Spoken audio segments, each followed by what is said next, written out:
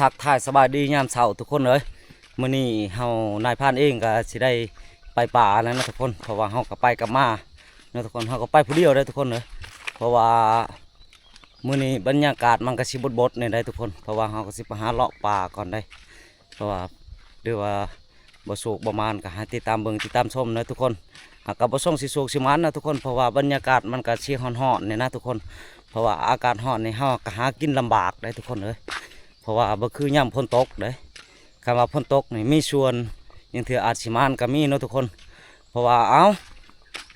เฮาก็ไปผู้เดียวเองได้ทุกคนเลยมื้อนี้กำลังย่างกำลังสิห่อตีนผู้เลยทุกคนเพราะว่าเฮาก็ไปผู้เดียวทุกคนเลยเลาะแถวป่าเนาะทุกคนเพราะว่าหรือว่าบ่โชคบ่มานก็ให้ติดตามเบิ่งติดตามชมนะทุกคนทุกคนตอนนี้ก็เฮาก็สิได้ย่างไปกำลังสิหอดตีนผู้แล้วนะทุกคนเลย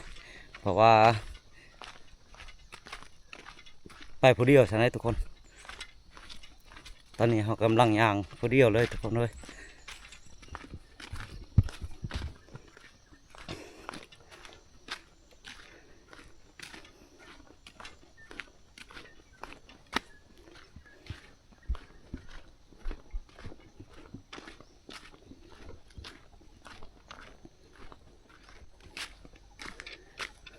ถือว่าบ่สุกบ่มานกะติดตามเบิ่งติดตามชมนะทุกคนเลยเพราะว่าหากินอยู่ผู้อยู่ผานี่มันก็ลำบากเนี่ยนะทุกคนบาดมานกับมานบาดบ่มานกับบ่มานได้ทุกคนเลย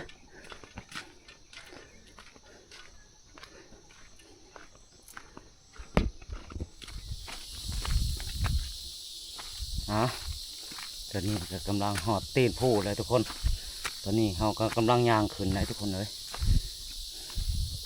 เพราะว่าหึงเขาจังได้ไปได้ทุกคน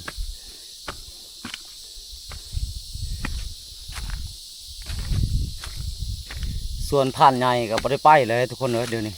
เพราะว่าเพิ่นก็ติดธุระหลายล่ะคือกันกับนายผ่านนี่แหละทุกคนเพราะว่าเฮาก็ข้าวเวียกเลยบ่พอสิได้ไป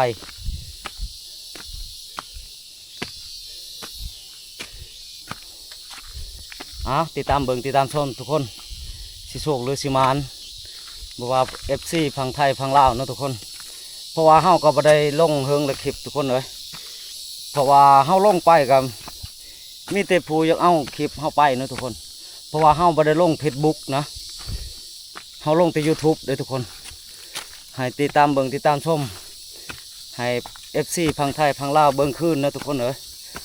ถึงว่าเฮาสิบ่สุกบ่มานกินธรรมชาติ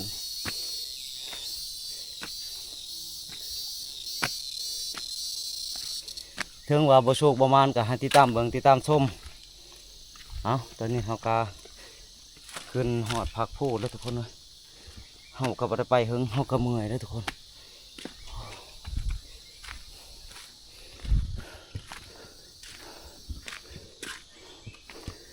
บรรยากาศมันนี่ก็บดๆนะเสียลมๆนี่จักหน่อยหาเลาะเบิ่ง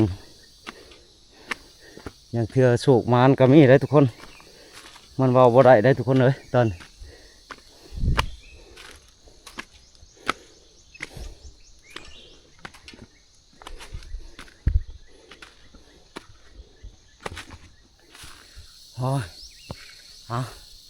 ตอนนี้ฮอดลังพูแล้วนะทุกคนเลยเพราะว่าเฮิงเขาบ่ได้ขึ้นเฮาก็เมื่อยได้ทุกคนบ่คือเฮาขึ้นเรื่อยๆได้ทุกคนเลยบรรยากาศมันนี่สิบดๆเลยทุกคนเทิงลมพร้อมเลยได้เฮาไปป่าก็บ่อยากม่วนปานใดแล้วทุกคนเลยมานบ่มานก็ติดตามเบิ่งติดตามชมนะทุกคนเลยเพราะว่าเฮาไปผู้เดียวเพราะว่าบรรยากาศมันก็บดแน่เลยเฮาสิได้พักผ่อนก่อนทุกคนเลย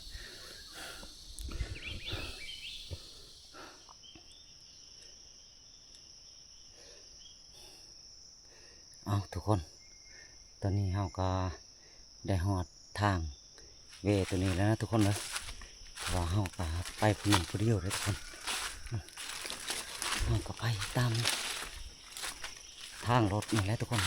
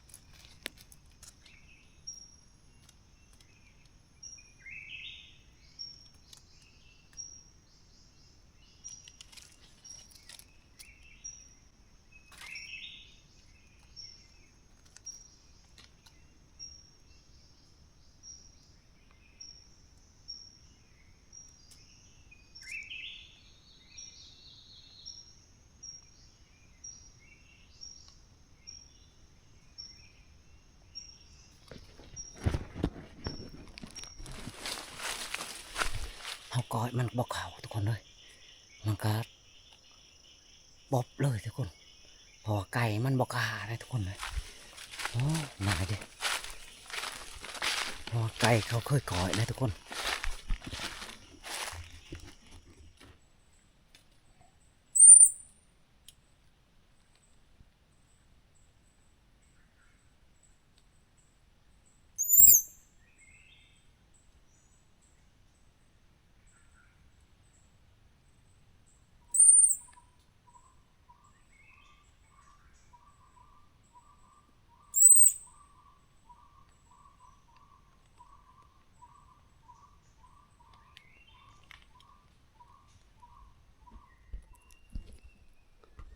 บางอย่างนะเชียกมันประมาณนะทุกคน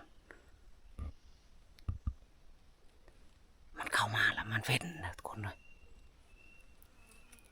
อันนี้เอาเชียกอยู่นี่ทุกคน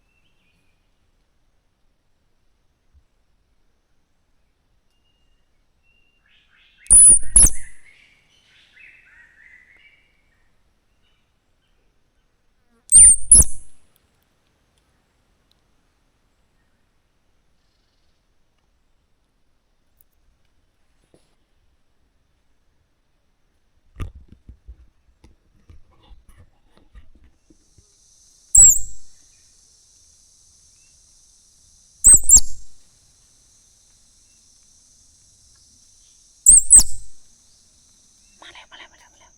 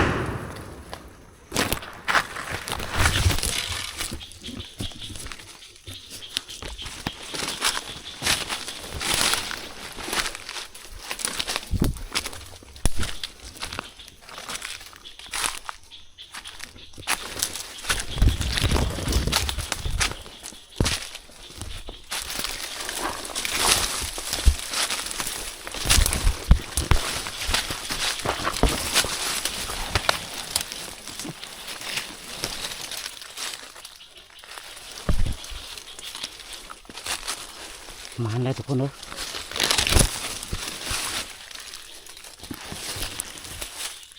แต่ว่าเขามาแล้วทุกคนเลยมาแล้วทุกคนเลยเพราะว่าย่ามนี่หันลูกมันได้ทุกคนเขาเจียกแล้วมันก็มาแล้วได้ทุกคนเลย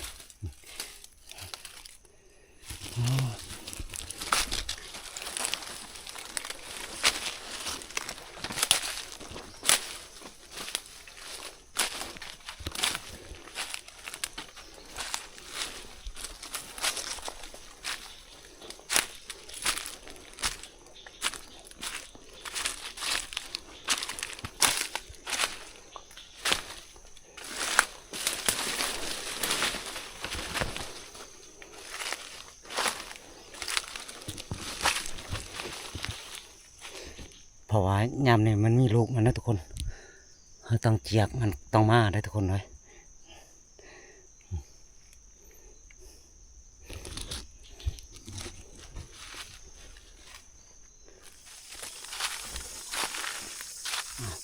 ทุกคนตอนนี้ก็เฮาเสียดายางเมื่อตามทางนะทุกคนเลย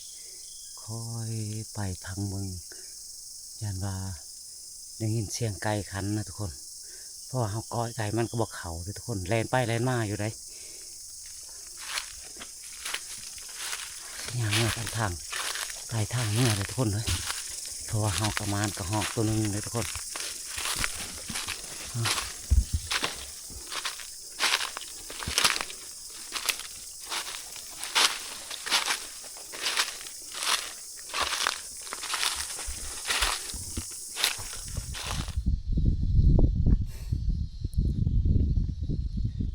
ทุกคนตอนนี้เฮาก็ได้พักผ่อนกันแล้วทุกคนเลยเพราะว่าเฮาก็เมื่อยเพราะว่ามันแดดร้ายทุกเฮาไปมันก็เมื่อยแล้วทุกคนในดงเลยดิเพราะว่าเฮาบ่มีน้ำกินอยู่ในดง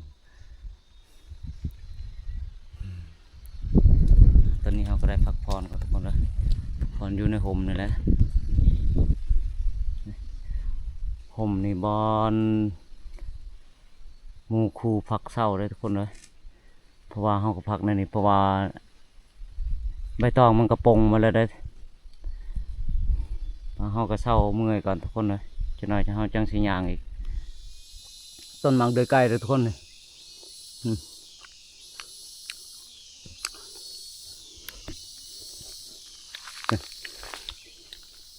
เฮาก็เก็บได้หลายเลยนะ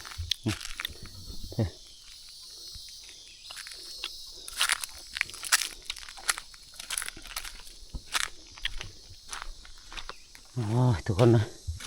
เมื่อยหลายแดด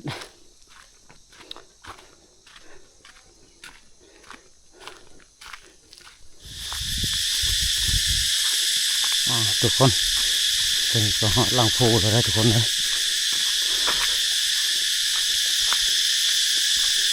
เพราะว่าคำมันก็ยังแดดเลยทุกคนเอาที่ไปพักผ่อนอยู่ทำเย็นนะทุกคนเพราะว่าปอนมันเย็นนะ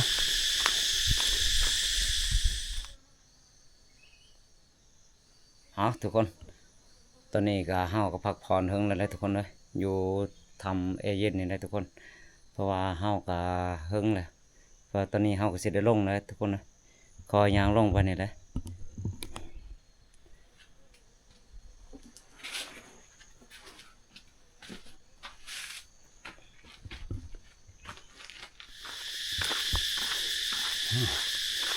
ตอนนี้ก็หอดดินเพียงแล้วทุกคนเลย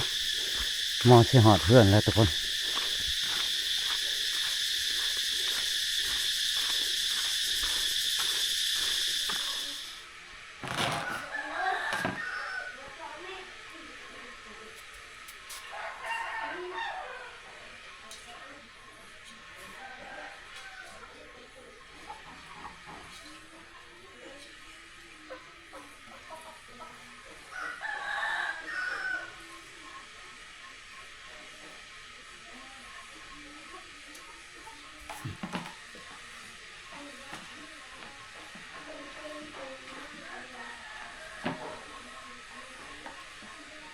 ลวกก็หอมทุกคนเลย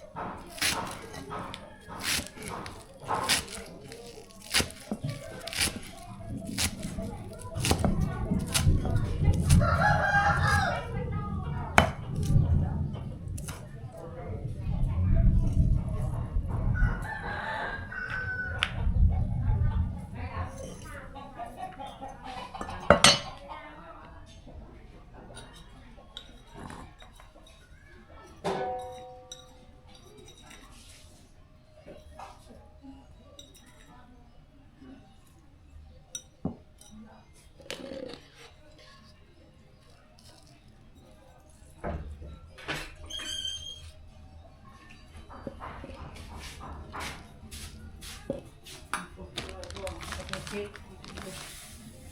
ซ่เบิ้ง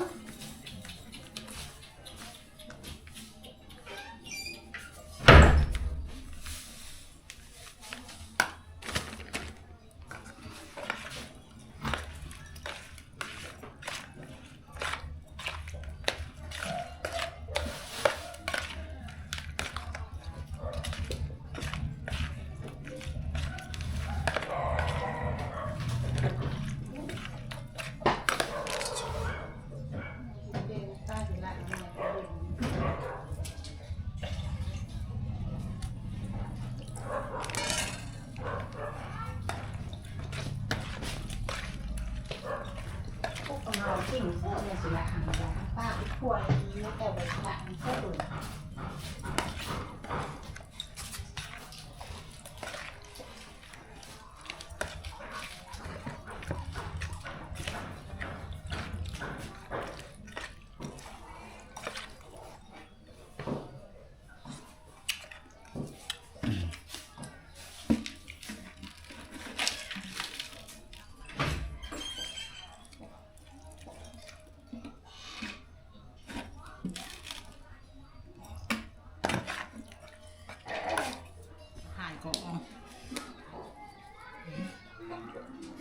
มากินลาบกับหอมเด้อ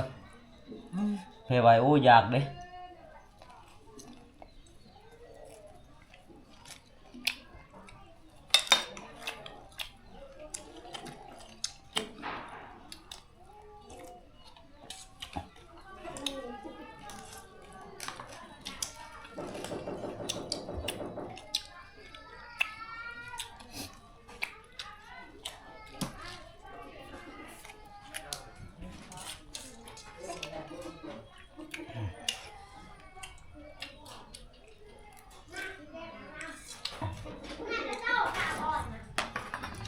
จะโรยต่อคุณอย่าบ้านะ จ้า เฮ้ย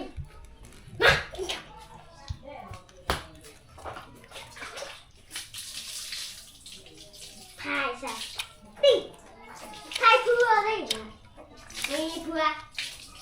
พายเพื่อ ทุกคนตอนนี้หลังจากกินข้าวกินน้ำแล้วเนาะเฮาก็ประชุมประมาณยังมานก็ห้องตัวหนึ่งทุกคนเลยเพราะว่าตอนนี้เฮาสิได้ปิดคลิปนะทุกคนขอขอบคุณขอบใจนำ FC ฝั่งไทยฝั่งลาวผู้เบิ่งและผู้ชมขอขอบคุณขอบใจ